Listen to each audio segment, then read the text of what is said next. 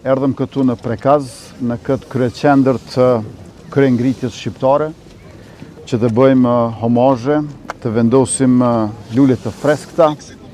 dhe t'ja kujtojmë e përkujtojmë vetes sonë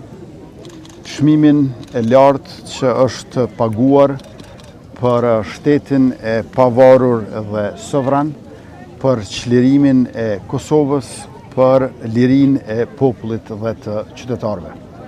Nga Baba Shaban e nëna Zahide e deri te Blerina e vogël, 3 breza të jasharëve për 3 ditë rresht ndodheshin në një rrethim të shumë fisht e të hekurt të Serbisë pushtuese e okupatore, e cila me mira forca policore e ushtarake, me makineri të rëndë, shkrepi me mira predha e plumba mbi këtë familje që është simbol i kombit tonë sot. 3 brezat jasharëve, gjatë atyre 3 ditëve, u flijuan për çlirimin e vendit, për lirinë e popullit, për Republikën dhe për bashkimin tonë. Andaj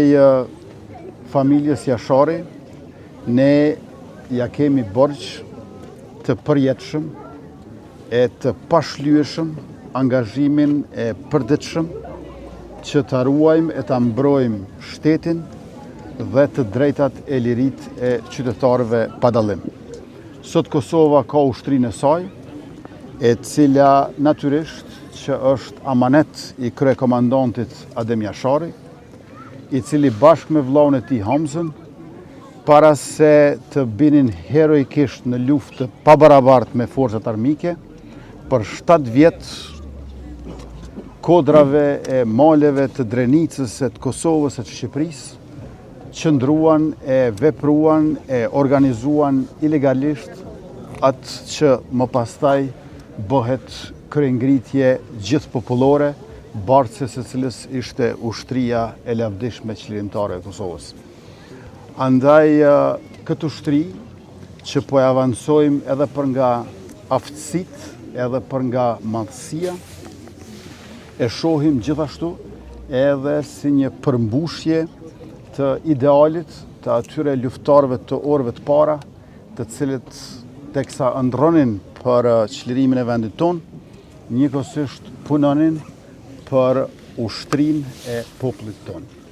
Lavdi kryekomandantit Adem Jashari dhe familjes Jashari për sakrificën e tyre sublime, e cila është në zemër të historisë popullit tonë, të çlirimit tonë e të shtetëndërtimit tonë demokratik.